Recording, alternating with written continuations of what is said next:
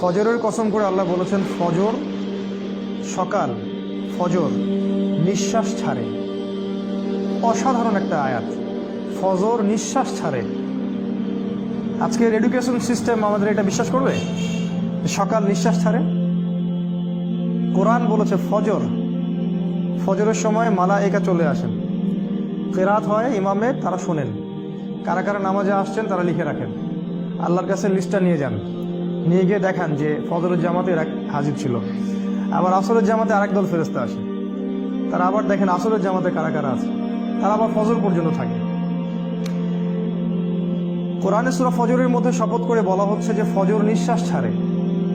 আমাদের education system কি বিশ্বাস করবে কথাটা যে ফজর নিঃশ্বাস ছাড়ে? তারা বল পাগলের পোলা, কি বলে হয়তো গাল গল্প বল।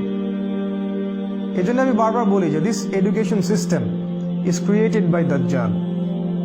এই এডুকেশন সিস্টেমটা ক্রিয়েট করেছে দাজ্জাল নিজেই।